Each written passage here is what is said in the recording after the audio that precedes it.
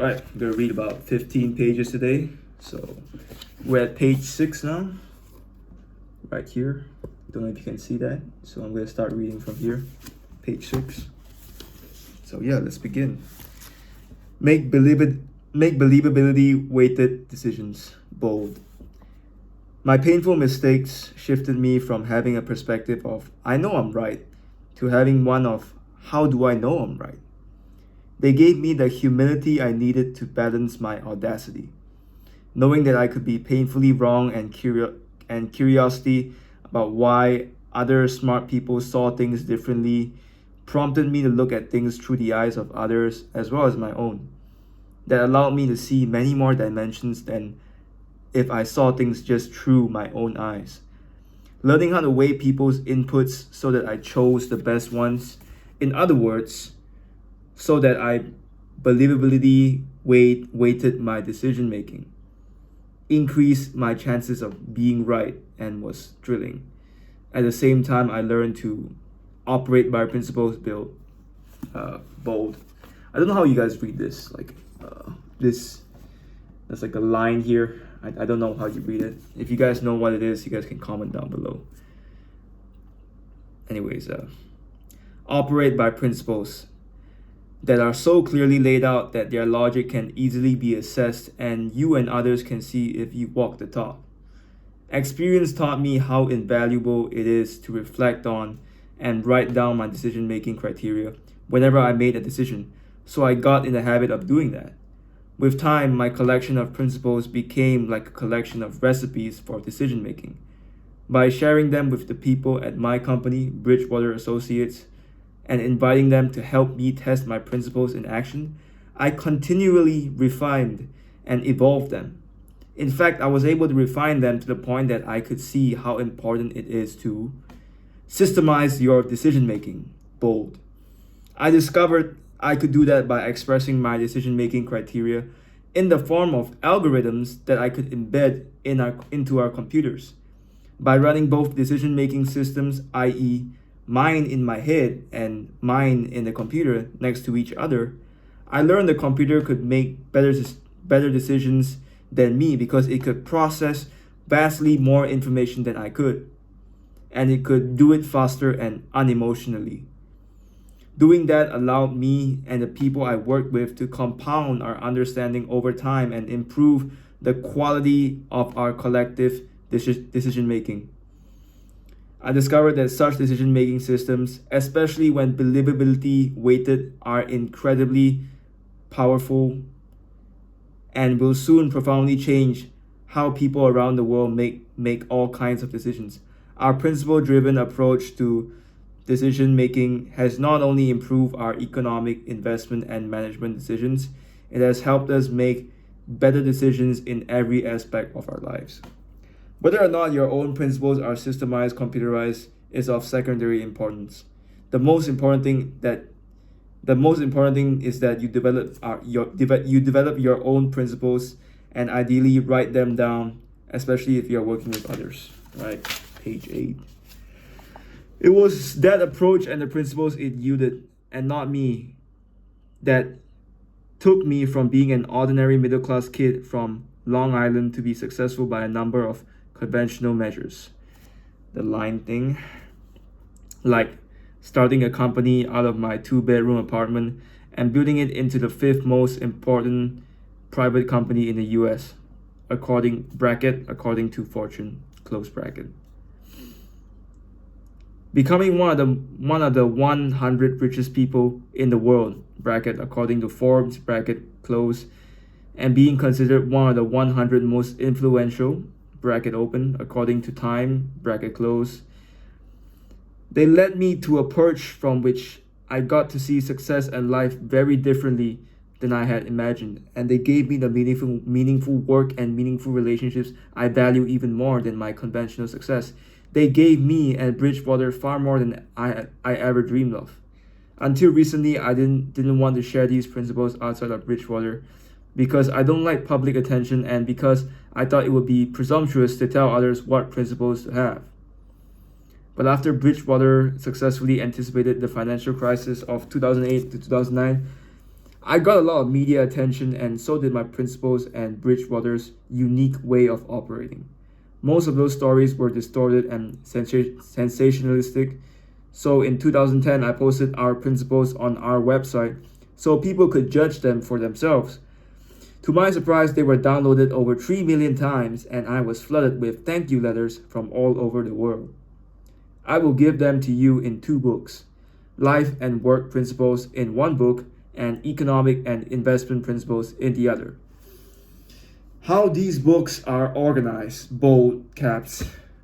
Since I have spent most of my adult life thinking about economies and investing, I considered writing economic and investment principles first, but I decided to begin with my life and work principles because they're more overarching, and I've seen how well they work for people independent of their careers. Since they go so well together, they are combined here in one book prefaced by a short autobiography, Where I'm Coming From. Part 1, Where I'm Coming From, bold. In this part, I share some of the experiences, line thing, most importantly, my mistakes, line thing again, that led me to discover the principles that guide my decision making. To tell you the truth, I still have mixed feelings about telling my personal story because I worry that it might distract you from the principles themselves and from the timeless and universal cause-effect relationships that inform them. For that reason, I wouldn't mind if you decided to skip this part of the book. If you do read it, try to look past me and my particular story to the logic and merit of the principles I describe. Think about them, weigh them, and decide how much, if at all, they apply to you and your own life circumstances, and specifically whether they can help you achieve your goals, whatever they may be. Part 2, Life Principles, bold. The overarching principles that drive my approach to everything are laid out in Life Principles. In this section, I explain my principles in greater depth and show how they apply in the natural world, in our private lives and relationships, in business and policy making, and of course at Bridgewater. I'll share the 5-step process I've developed for achieving one's goals and making effective choices. I'll also share some of the insights I've gained into psychology and neuroscience and explain how I've applied them in my private life and in my business. This is the real heart of the book because it shows how these principles can be applied to almost anything by most anyone. Part 3, Work Principles, bold.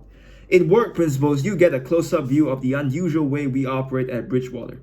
I will explain how we have coalesced our principles into an idea meritocracy that strives to deliver meaningful work and meaningful relationships through radical truth and radical transparency. I'll show you how this works at a granular level and how it can be applied to nearly any organization to make it more effective. As you will see, we are simply a group of people who are striving to be excellent at what we do and who recognize that we don't know much relative to what we need to know. We believe that thoughtful, unemotional disagreement by independent thinkers can be converted into believability-weighted decision-making that is smarter and more effective than the sum of its parts. Because the power of a group is so much greater than the power of an individual. I believe these work principles are even more important than the life principles on which they're based. What will follow this book, bold? This print book will be followed by an interactive book in the form of an app that will take you into videos and immersive experiences so that your next page. Learning is more experiential. The app will also get to know you through your interactions with it in order to provide you with more personalized advice. This book and the app will be followed by another volume containing 2 other parts, economic and investment principles, in which I will pass along the principles that have worked for me and that I believe might help you in these areas. After that, there will be no advice I can give that will not be available in these 2 books, and I will be done with this phase of my life. Think for yourself. Number 1, what do you want? Number 2, what is true? Number 3, what are you going to do about it?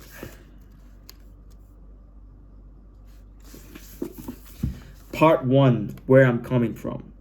Time is like a river that carries us forward into encounters with reality that require us to make decisions. We can't stop our movement down this river, and we can't avoid those encounters. We can only approach them in the best possible way. Next page. When we are children, other people, typically our parents, guide us through our encounters with reality. As we get older, we begin to make our own choices. We choose what we are going after, bracket, open bracket, our goals, close bracket, and that influences our paths. If you want to be a doctor, you go to medical school. If you want to have a family, you find a mate, and so on.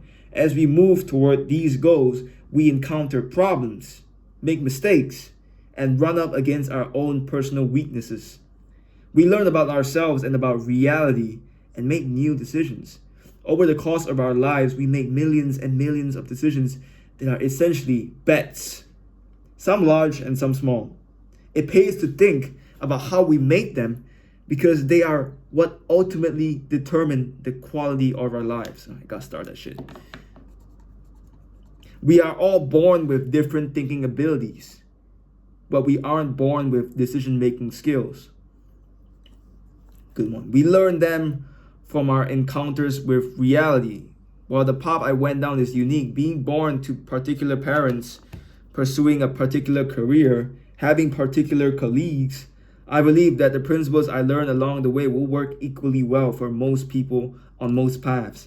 As you read my story, try to look through it and me to the underlying cause and effect relationships, the line, at the choices I made and their consequences, what I learned from them, and how I changed the ways I make decisions as a result. Ask yourself what you want, seek out examples of other people who got what they wanted, and try to discern the cause and effect patterns behind their achievements so you can apply them to help you achieve your own goals. To help you understand where I'm coming from, I am giving you the unvarnished account of my life and career, placing special emphasis on my mistakes and weaknesses and the principles I learned from them. All right, I gotta absorb this page for a while.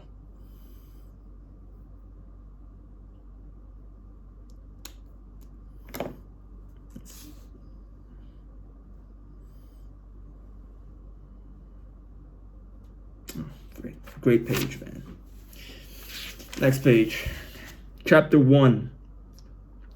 My Call to Adventure, 1949 to 1967.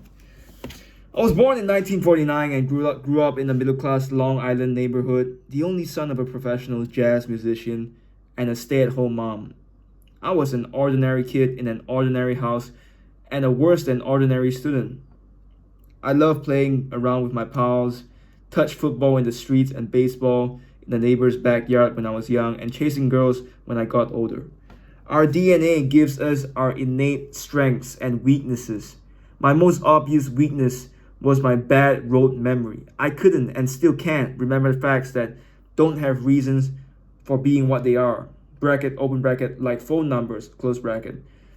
And I don't like following instructions. At the same time, I was very curious and loved to figure things out for myself, though that was less obvious at the time.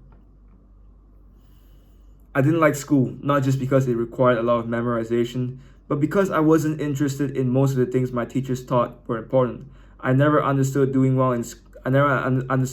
well in school would get me, other than my mother's approval.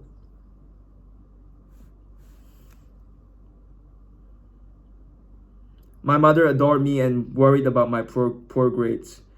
Up until middle school, she would make me go to my room and study for a couple of hours before going out to play. But I couldn't bring myself to do it. She was always there for me.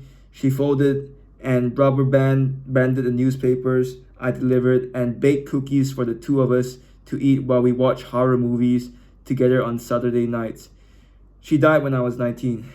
And at the time, I couldn't imagine ever laughing again. Now when I think of her, I smile. My dad worked very late hours as a musician until about 3 in the morning, so he slept late on weekends. As a result, we didn't have much of a relationship when I was young, other than him constantly nagging me to take care of chores like mowing the lawn and cutting the hedges, which I hated. He was a responsible man dealing with an irresponsible kid. Memories of how we interacted seemed funny to me today.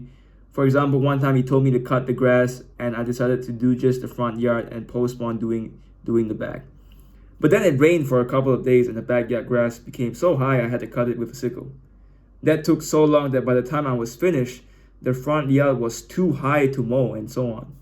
After my mother died, my dad and I became very close, especially when I started my own family. I both liked and loved him. He had a casual, fun way about him, the way musicians tend to, and I admired his strong character, which I assume came from living through the Great Depression and fighting in both World War II and the Korean War. I have memories of him from when he was in his 70s, not hesitating to drive through big storms, shoveling himself out whenever he got stuck like it was no big deal.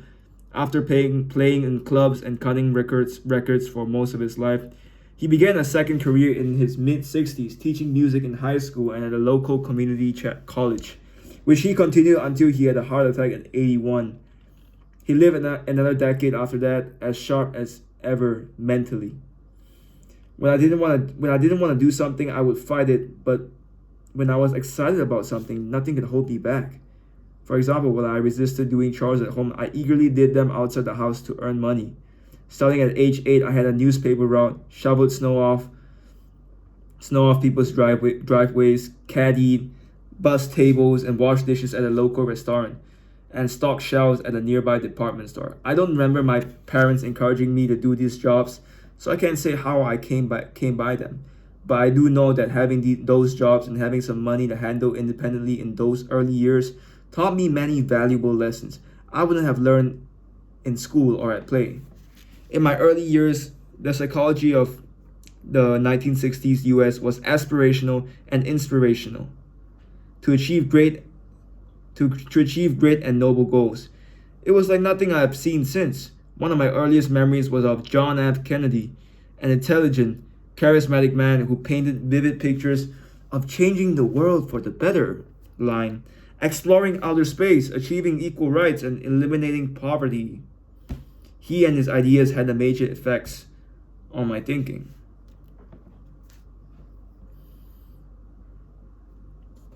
The United States was then at its peak relative to the rest of the world, accounting for 40% of its economy compared to about 20% today.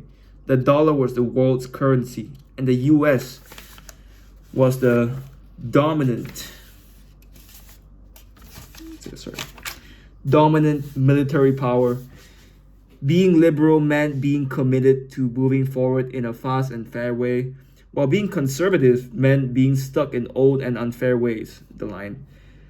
At least that's how it seemed to me and to most of the people around me. As we saw it, the US was rich, progressive, well-managed, and on a mission to improve quickly at everything.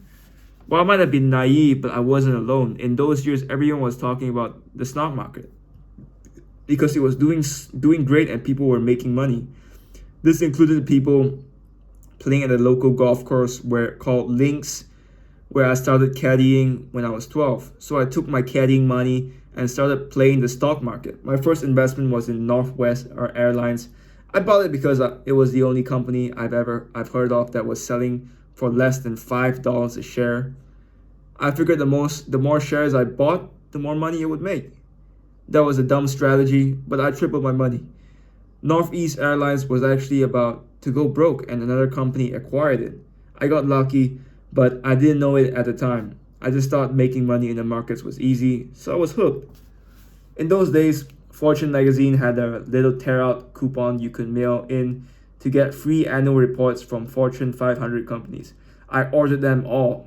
I can still remember watching the mailman unhappily lugging all those reports to our door, and I dug into every one of them. That was how I began building an investment library. As the stock market continued to climb, World War II and the Depression seemed like distant memories, and investing seemed like simply a matter of buying anything and watching it go up.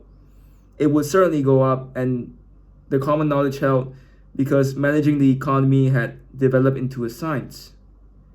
After all, stocks had nearly quadrupled over the previous 10 years, and some had done much better than that. Interesting. I'm gonna start this.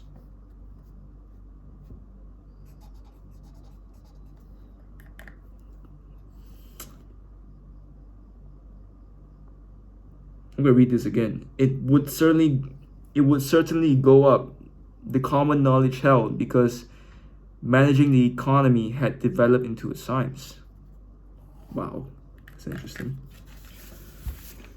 As a result, dollar cost averaging line, investing essentially the same dollar amount in the market every month, no matter how few or many shares it could buy, was the strategy most people followed. Of course, picking the best stocks was even better. So that's what I and everyone else tried to do. There were thousands to choose from, all neatly listed on the last few pages of the newspaper. While I like playing the markets, I also love playing around with my friends, whether in the neighborhood when I was a kid, using fake IDs to get into bars when we were teens, or nowadays going to music festivals and on scuba diving trips together. I've always been an independent thinker inclined to take risks in search of rewards, not just in the markets, but in most everything. I also feared boredom and mediocrity much more than I feared failure. For me, great is better than terrible, and terrible is better than mediocre, because terrible at least gives life flavor. The high school yearbook quote my friends chose for me was from Toro. If a man does not keep pace with his companions, perhaps it is because he hears a different drummer. Let him step to the music which he hears, however measured or far away. Great quote, great quote. In 1966, my senior year of high school, the stock market was still booming and I was making money and having a blast, cutting school with my best friend Phil to go surfing and doing what fun-loving high school boys usually do. Of course, I didn't know it then, but that year was to be the stock market's top. After that, almost everything I thought I knew about the markets was proven wrong. Next page. Number 1. A surprise simultaneous attack by the North Vietnamese on more than 100 cities and towns in South Vietnam. Chapter 2. Crossing the Threshold, 1967 to 1979. I came into this period with the biases I had picked up from my experiences and the people around me. In 1966, asset prices reflected investors' optimism about the future. But between 1967 and 1979, bad economic surprises led to big and unexpected price declines.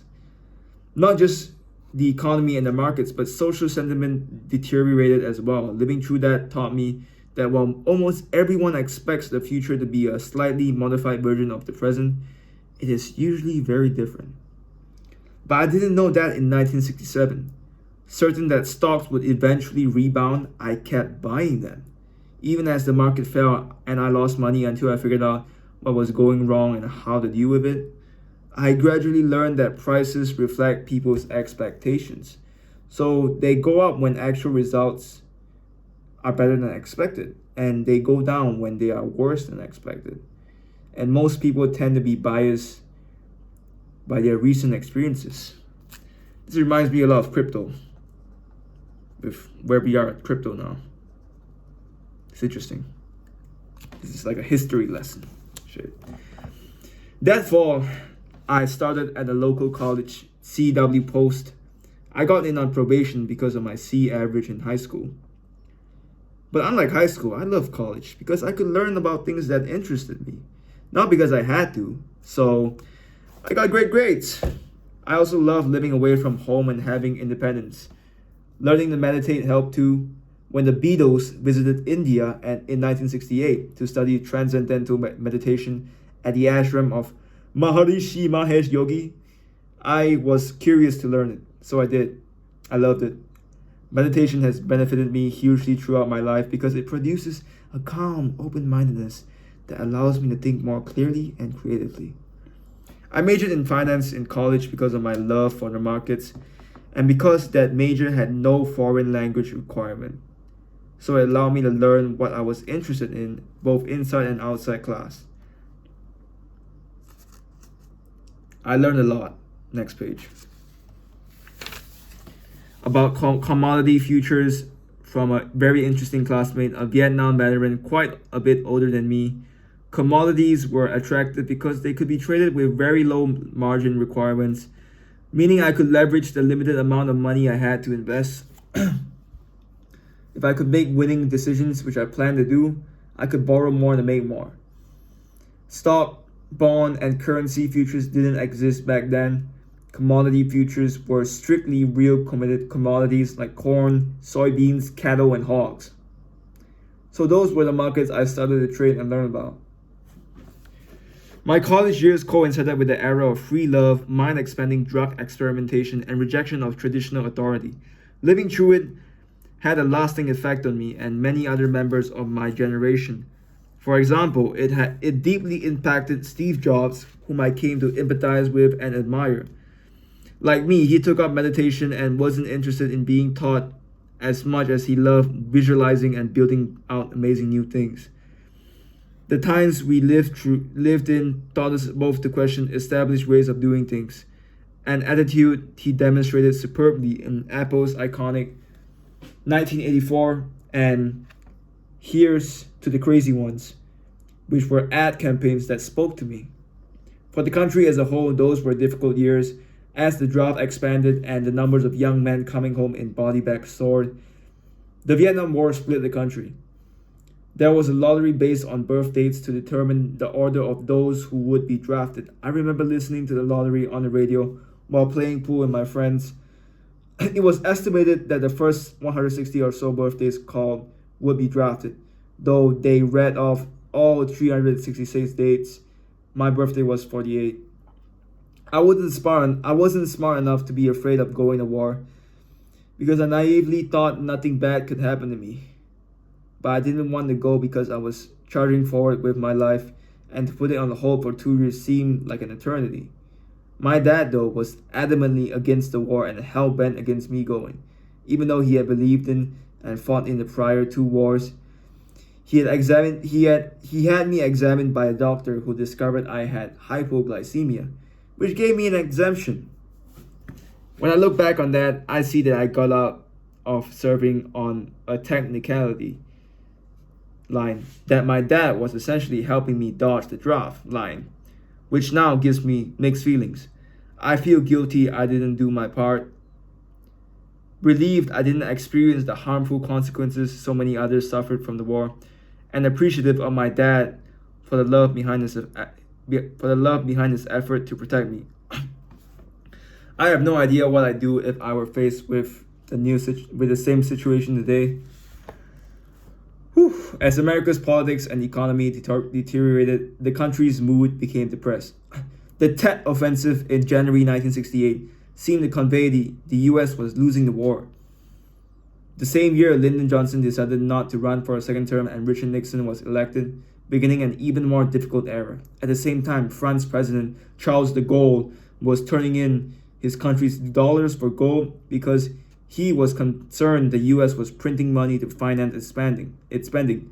Watching the news and the market move together, I began to see the whole picture and understand the cause-effect relationship between the two. Around 1970 or 1971, I noticed gold was starting to tick up in the world markets. Until then, like most people, I hadn't paid much attention to currency rates because the currency system had been stable throughout my lifetime. But as currency events increasingly appeared in the news, they caught my attention. I learned that other currencies were fixed against the dollar, that the dollar was fixed against gold, and that Americans weren't allowed to own gold, open bracket, though I wasn't sure why, close bracket, and that other central banks could convert their paper dollars into gold, which was how they were assured that they wouldn't be hurt if the US printed too many dollars. I heard our government officials poo-poo the worries about the dollar and excitement about gold, assuring us that the dollar was sound and that gold was just an archaic metal. Speculators were behind the rising gold prices, they said, and they would get burned once things settled down. Back then, I still assumed that government officials were honest. In the spring of 1971, I graduated college with a nearly perfect grade point average, which got me into Harvard Business School.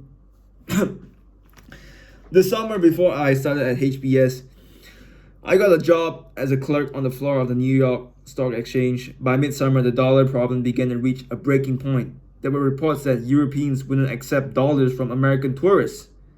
The global monetary system was in the process of breaking down, but that wasn't clear to me quite yet. Then on Sunday, August 15, 1971, President Nixon went on television to announce that the US would renegade on its promise to allow dollars to be turned in for gold, which led the dollar to plummet.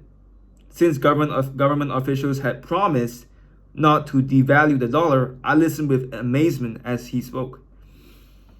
Instead of addressing the fundamental problem behind the pressure on the dollar, he continued to blame speculators, crafting his words to make it sound like he was moving to support the dollar while his actions were doing just the opposite. That's it for the day. I'm almost having a sore throat, but you guys might be wondering why am I doing this. I'm just testing things out. Because I always read like before I sleep. So I'm gonna read right now from page 21 to I don't know however much page I'm gonna read, and then the next day I'm gonna read it out again. So I'm basically reading it twice and absorbing it, and trying to see what I can do with this information, because knowledge is cool, but if you don't implement, if you don't take action on these knowledge, then it's practically useless. But I think I like to practice my reading as well. Just something cool. And I hope this YouTube video lasts 100 years, so maybe the future will like it. You never know, man. You never know unless you post it. So hope you guys enjoyed that. See you guys in the next one. Peace.